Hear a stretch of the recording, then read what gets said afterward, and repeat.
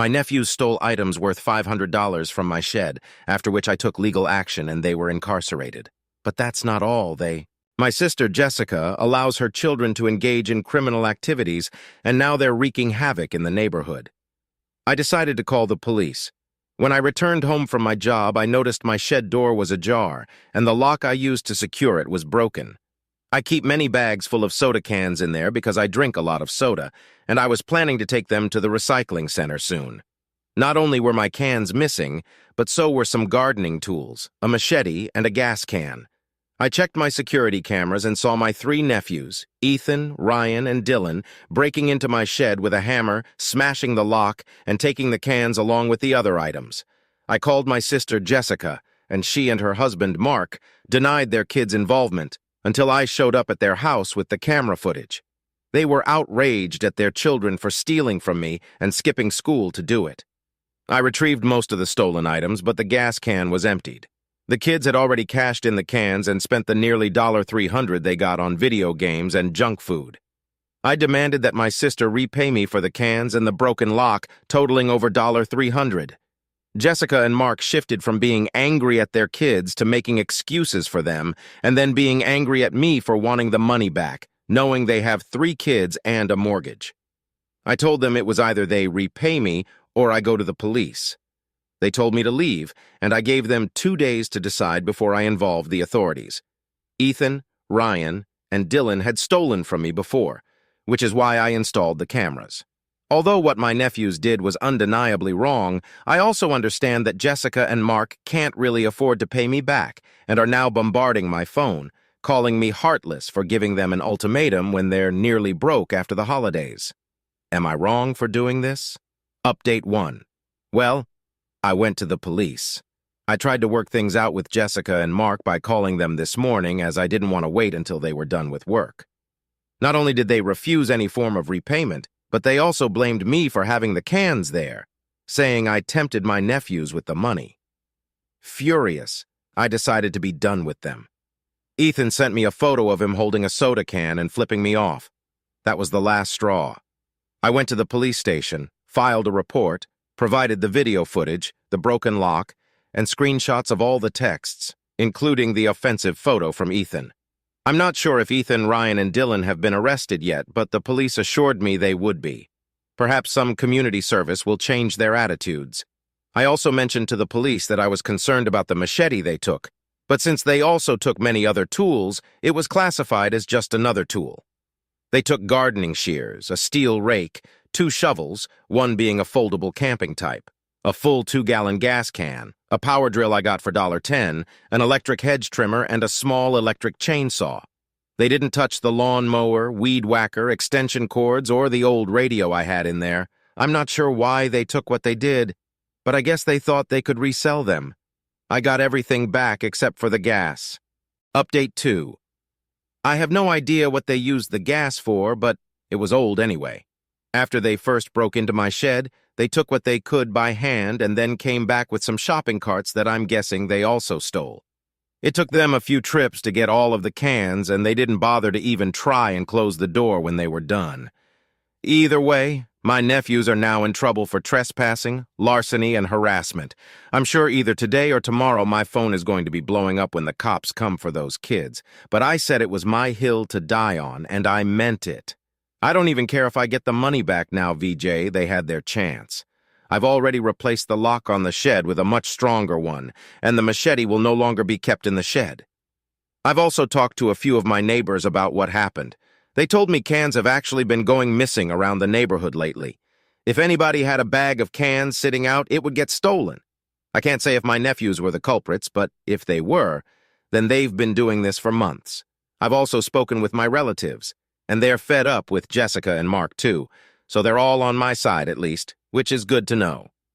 I was worried they'd turn on me since I filed the police report, but no, I just got a lot of good for you, and it's about time those kids face some justice. I wasn't the only one in the family they stole from. Many in the comments suggested I should offer my nephews the chance to work off the $300, but there's no way I was going to do that.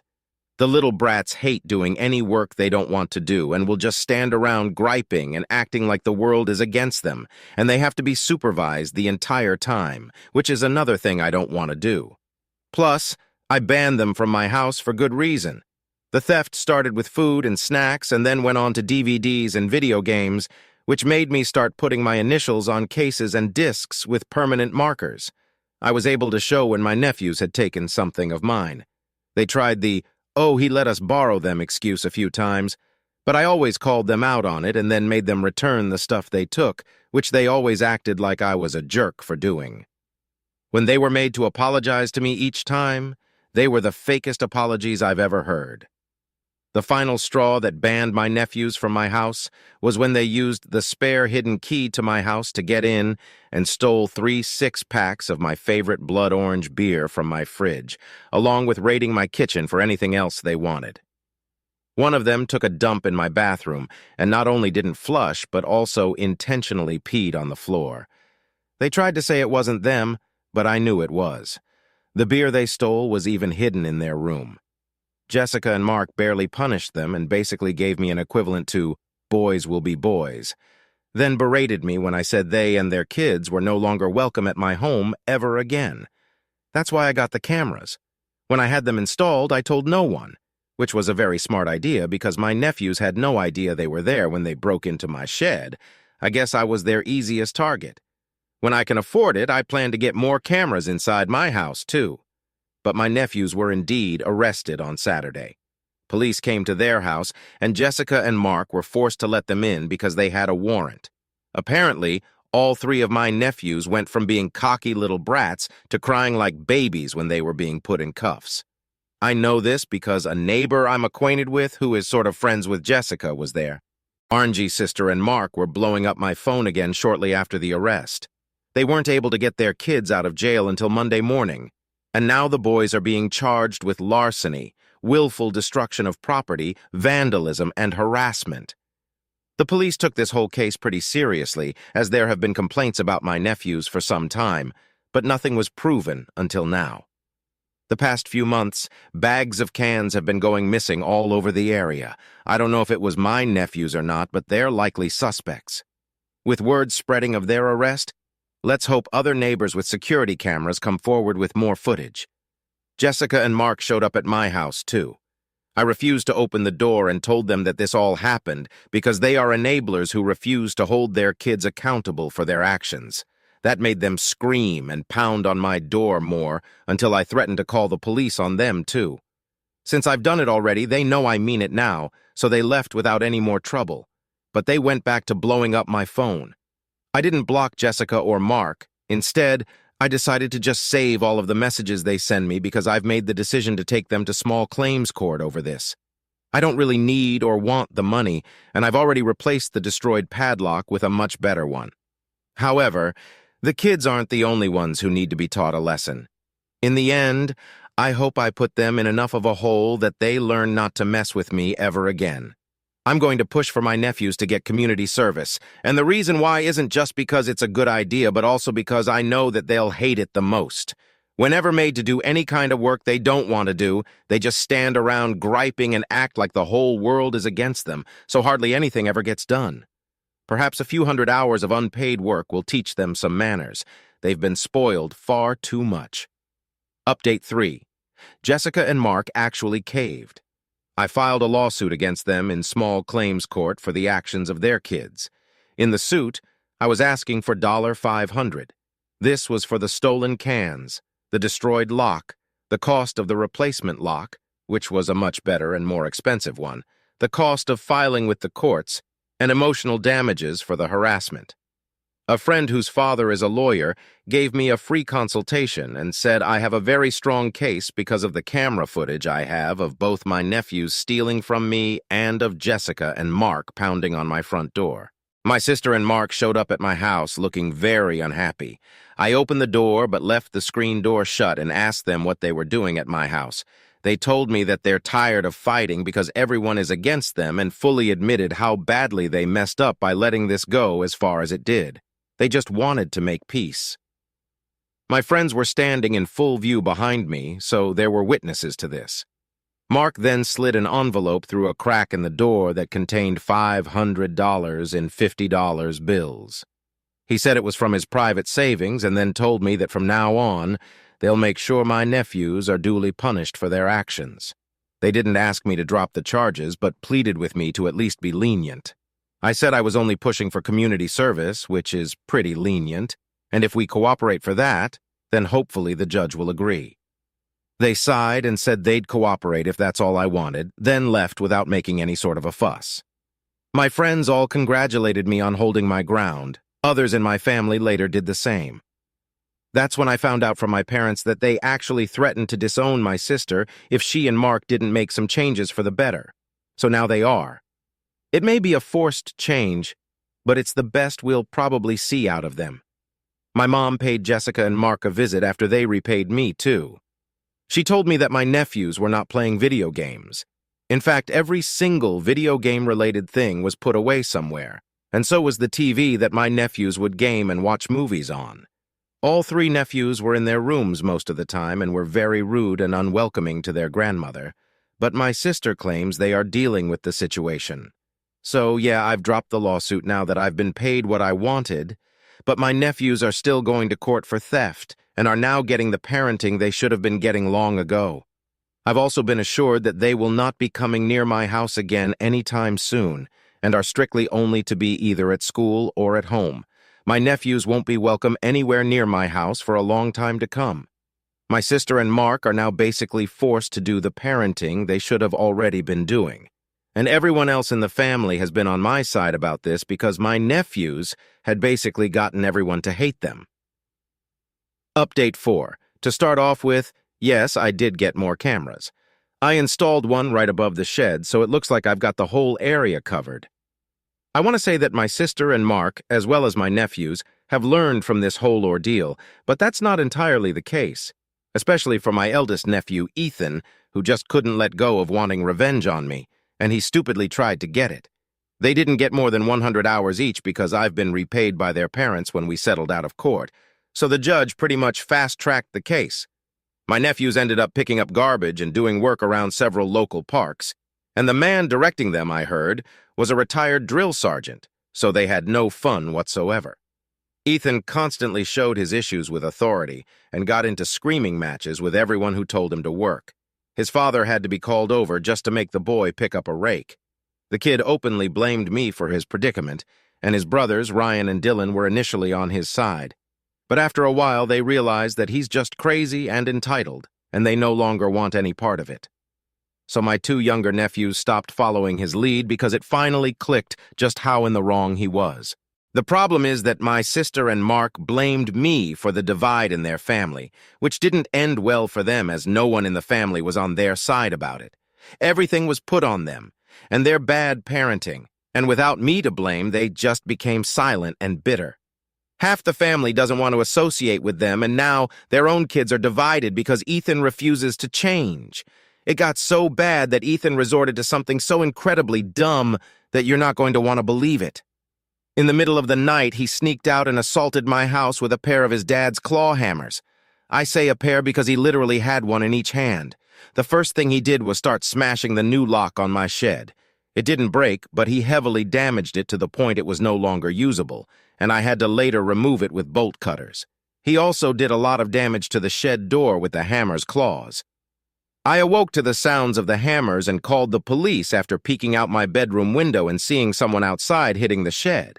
Though I didn't realize it was him at first because he had his face covered with a creepy-looking mask. He saw the bedroom lights come on and chucked one of the hammers through my window. There was broken glass everywhere, and I'm lucky I didn't cut my feet on any of it because I was barefoot. Then my nephew started beating on my back door with the remaining hammer. He did major damage, breaking the knob and the window on the door, and also tore into the door itself with the hammer claw. I was worried the door wouldn't hold out, so I yelled that the police were on their way, and he took off before they arrived. The night vision on my camera showed it was him. He had a mask on, but was wearing his school hoodie as well as his Nike shoes that were also pretty identifiable since his brothers don't have a pair like them. His fingerprints were also on the hammer he threw at my window. My nephews had already all been fingerprinted when they were arrested the first time, so police matched the ones on the hammer to him. When the cops came for Ethan, he obviously denied it was him, but there's no one else it could have been. The other hammer was found in his room along with the cloth and mask he wore, all of which were taken as evidence. The mask was of a Star Wars character I was told is called the Grand Inquisitor. This time, though, his parents did nothing to try and protect him, and they didn't try to pass the blame on me either. They just let their son be taken away, screaming. I wasn't there to see the arrest, but I was told by my sister that Ethan was switching back and forth from crying that he didn't do anything wrong to screaming that it was all my fault, and he had to get back at me. The boy had to go through a serious mental evaluation and was found to be potentially bipolar. It doesn't really excuse what he did, though. Later on, when he was properly diagnosed as bipolar, he started blaming everything he did wrong on that and acted like he should be vilified just for getting treatment for it. But he ended up having a month-long stint in juvenile hall. They got my nephew properly medicated, and he pleaded guilty to forego court again in exchange for community service and mandatory counseling as well as probation. This time his dad came to my house and personally replaced the broken window and door, though he barely said a word to me while doing it. My two younger nephews are still excluding their older brother from pretty much everything, and he still hasn't apologized for attacking my home either. Ethan had to repeat a school year because his grades tanked, which made his parents very unhappy. My two younger nephews, Ryan and Dylan, dropped by in July to personally apologize to me. They said they always just followed their brother's lead and he made everything seem fun. But the punishments for the crimes were not worth the kind of fun they were having. They don't want anything to do with it anymore. They want their fun uncle back and asked if we could start over. I said we could, but they'd have to earn back my trust, which they happily agreed to. Ethan had his 17th birthday a few months ago and got nothing, not even a cake, as part of his punishment for what he'd done. I can only imagine how much money he's cost his parents in the past year alone. He led his brothers to steal from me and then destroyed my bedroom window and back door. With the lawsuit I'd previously filed and the cost of replacing both the door and window, it probably cost them over $1,000. Meanwhile, my youngest nephew Dylan had his birthday a month later and got a new mountain bike among his gifts. This really upset Ethan, and he slashed the tires on the bike with a kitchen knife, which landed him in even more trouble. I know a thing or two about fixing bikes, so I bought new tubes and tires for the bike and put them on it. Dylan thanked me a lot for fixing it. Ethan resorted to trying to run away because he wasn't being enabled anymore. He just walked out, got on his bike with a backpack full of stuff, and rode off. His parents quickly reported him missing because he left a goodbye letter that blamed me and his bipolar disorder for all his problems. In the letter, he stated that he couldn't wait until he was 18 to get away from us all, so he was doing us a favor by getting rid of himself sooner. He came back 3 days later without his bike or backpack and looking beat up. He wouldn't tell anyone what happened. He was chewed out for continuously using me as a scapegoat for his personal issues because blaming me was the first thing he did after he got back. I didn't make him steal from me. I didn't make him attack my house. I didn't make him run away. That was all him. He nearly ended up back in juvie for running off because he violated his probation, but he got off easy somehow. Currently, he spends his days pretty much in his room when not in school, doing chores or going to counseling. He finished his community service, but his probation will last until he's 18. He got some lenience for being diagnosed as bipolar, but it couldn't get him off the hook, and he tried many times. Once they told him what was wrong with him, it became his excuse for everything. But plenty of people go their whole lives with that same mental condition and never do the kinds of things he did. I've been mending things with Ryan and Dylan, but I don't want to be around Ethan at all, and the feeling is clearly mutual on his part. I've only seen him once in person the past few months, and he glared at me with more hate than I've ever seen from anyone before, stomping away. He can't paint me as the villain anymore without being called out on it, so there isn't much he can do other than just try to get through this. For the most part, he's totally shut down since school started. I'm told he barely speaks even at school. My other nephews tell me he's getting laughed at and ostracized, which I don't think is going to help him get better. My sister and Mark aren't on the best terms with me right now either, but they can't exactly put any blame on me. They know it was all on them and their poor parenting. I've basically forced them to be more active in their kids' lives, which they should have been doing already. They complain a lot about being tired from work and keeping an eye on their kids, so whenever we talk lately, it's always awkward and forced. They don't come to my house and I don't go to theirs, but we do see each other at my parents' house, and our mother demands we be civil there, which I have no problem with. My two younger nephews have regained most of their privileges. They got their TV and video games back, but Ethan isn't allowed on them at all. I'm told he has some electronic entertainment in his room, but what kind, I don't know. He spends most of his time in there unless he has to be somewhere else. Ethan is also not welcome pretty much anywhere in the family anymore. I've recently heard from my parents that they don't even want to see him on Thanksgiving or Christmas Eve this year because they are sick of his behavior and petty thievery. I guess I can understand that, but even I feel it's a bit harsh. Jessica and Mark do as well because they are threatening to boycott if he can't come to either holiday. I can't stand that kid and would not want him in my house either, so I can understand why they've made the decision, but I don't think excluding him from everything and everyone is going to make him better. It's going to take a long time for Ethan to mend bridges, if they can even be mended at all. The way things stand, he may try running off again once he's of age, unless the last time scared him too much to try it again. Hopefully, things will get better for him in time. If it's not too late to fix his behavior, I may not like him, but he's still my nephew, and I care, but I'm kind of powerless to do anything, so for now, the most I can do is just keep my nose out of it and offer support where I can. Update 5. I was hoping to have a better update for everyone after the holidays, but things didn't really get better. They started to, and then went downhill again. It took some time, but everything is more or less okay now. I didn't post earlier because I thought it better to wait. I wrote most of this months ago, but decided I'd wait a little longer to see if the situation would improve. Then I waited too long and just plain forgot until recently. So here's hopefully the final update. Last year, Jessica and Mark went to Thanksgiving at Mark's parents' house instead of with my parents. Ethan wasn't exactly on his best behavior over there either, but he didn't cause any trouble, at least that's what they told everyone. Jessica and Mark also had a long talk with our parents about how excluding Ethan wouldn't help his mental state at the moment, and I also backed them on this because, with the way things were going, all Ethan would feel is hate. So my parents relented and let him come to Christmas Eve. I, of course, got him a gift because I wanted to help him mentally get better. In early December, I went out and bought him a used metallic green mountain bike at the local secondhand store. It needed a little bit of work, but was an excellent buy for $30. I also learned that since his good backpack was stolen, he was using an old one that belonged to one of his brothers, so I grabbed a used one at the same second-hand store for about $5. I fixed up the bike and washed the backpack, and when I presented them both to him on a Sunday, he seemed completely shocked I'd give him anything.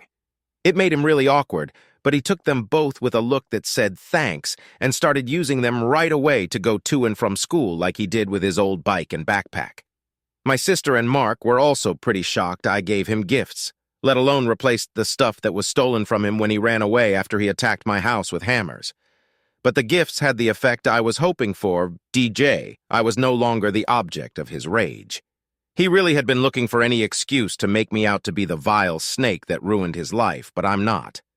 When I next saw him, it was at the family Christmas Eve party. While there, my sister and Mark made him apologize for putting all his anger on me. They loomed over him like shadows while he talked to me, and he was told to look me in the eye repeatedly. In his apology, he admitted that it wasn't my fault he was arrested. He egged me on, he stole from me, and he damaged my property, and he won't do it again. We shook hands, and he didn't make any trouble at the party at all, but his parents were like his shadows that entire evening. They didn't leave him alone at all. They might as well have had him on a leash. It was awkward, but I can understand why they put a lot on the line just so he could be allowed to come to Christmas. At New Year's, though, things took a dive. Ethan stole a bottle of champagne from his parents and drank it all fast while locked in the bathroom before anyone could stop him. He'd asked for a drink of it prior and was told he was too young, so he stole one of the bottles and chugged it. We didn't know this until then, but apparently he'd been stealing alcohol for some time before his first arrest, and kept a hidden stash somewhere that slowly ran out as he only touched it little by little and even sold some of it to other kids in the neighborhood. He didn't get in massive trouble. VDJ just got sent to his room for the night after he said he stole the booze because he was really craving it and it was New Year's. His brothers admitted to their parents about his stash and showed them where it was hidden. It was a plastic tub in the crawl space under the house. When confronted about how they got all the alcohol, my two younger nephews admitted to following their brother's lead. They only stole one beer at a time or poured some hard alcohol from its original bottle into another bottle little by little. The biggest bombshell was that they had been sneaking into other people's houses and doing the same thing all over the neighborhood. Their way of breaking in was to look for unlocked doors and windows, avoiding houses with dogs because they'd bark, and the youngest would crawl in through windows because he was the smallest, and then he'd unlock the doors to let his brothers in. They made sure not to steal anything big from inside the houses so they could come back multiple times. After they got arrested last year, they realized they didn't enjoy being thieves anymore and were just following their brother's lead, like they'd said before. Of course, the kids were in trouble for not admitting any of that until then, and despite trying to keep it secret, word still got around somehow. It confirmed some of the suspicions of the neighbors. Considering how good my nephews were at being cat burglars, you'd think they would have been more mindful of cameras, or perhaps they just didn't care. My nephews figured old Uncle Yam would never get cameras, but after they were exposed as thieves, a few of my and my sister's neighbors got cameras too. The punishment for admitting how they stole stuff was minor for my younger nephews, but it was kind of redundant for Ethan because he's still in trouble with being on probation and whatnot, and he hadn't tried to steal anything else until he took the bottle of champagne. Mark started giving him lots of mint gum to chew to help with his cravings because it was what he used to help cut back on drinking himself, and it kind of helped. Mark also started keeping all his booze locked in a padlocked fridge in the garage. He suspected his son tried to get into it once. All of that aside, things didn't seem so bad until Ethan got in a fight at school in February. I'm told he didn't start it, but another kid picked on him until they started swinging fists. Ethan got his two front teeth knocked out by the bully when his face was slammed into a locker. There ended up being a reason for this attack. My younger nephews told me their older brother had a number of targets to pick on at school before getting arrested. He was apparently the typical bully people picture when they think of one. He stole things from other kids, aimed for the small and the weak, smacked them around when no one was looking, and on more than one occasion used a small knife to stab bike tires. Well, the big brother of a kid he'd previously picked on went after him, and that boy messed him up. Both of his top front teeth were knocked out, and his nose was broken. He had to be taken to the hospital, and an emergency oral surgeon had to put his teeth back in, which also required special braces to hold them in place. His nose also had to be reset, and he was put in a neck brace. The poor boy didn't want to be seen by anyone for months. No one pressed charges. Believe me, I've asked many times as to why not. But the other kid's parents paid at least half of the cost for my nephew's treatments for his teeth and nose through their insurance. That's what they told me anyway. My sister and Mark's health insurance sucked for covering the rest, though, and they had a high copay. They didn't bother to file anything because they didn't want to be in court again, and the other parents only paid as much as they did because they didn't want to be sued. I contributed a bit to the cost, too. I still had the $500 they had given me in cash after I sued them and decided to give it back to them to help ease the cost a little. They won't tell me how much it cost to get my nephew's nose fixed and two front teeth put back in, but after that, I think they may have had no savings left. When I saw my nephew after the incident, his face was messed up and his front teeth were wired in place. He refused to return to school and did all his remaining lessons online with a school-provided laptop. The boy who beat him up, I was told, received nothing more than a 2-day suspension. I won't deny I was upset, but at the same time, I know this only happened because my nephew was a bully to other kids. What goes around does eventually come around. We're in summer now, and Ethan is still a shut-in most of the time. He'll go out bike riding alone for an hour or two, but other than that, he generally keeps to himself in his room. There have been talks from my sister and Mark of moving closer to his parents after their son's probation is up, and I don't blame them. Practically the whole neighborhood hates them now, so they want out as soon as they can afford it, which unfortunately may take another year or so to pull off. I have been spending more time with my two younger nephews, and they are doing a lot better now. They're more respectful and have been allowed back in my home. Nothing has gone missing, and I enjoy spending time with them watching movies and playing games. They've become good kids again, and they're trying to make up for their mistakes. On the rare occasion I see Ethan, he is not cold to me anymore. He even brought his bike to me for repairs once, but he's a boy of few words now, almost stoically silent these days. I do know that when he's 18, he wants to be far away from here. We've suggested trade school, and he's not against the idea. Beyond that, I've been doing my best not to overstep as an uncle. So that's it.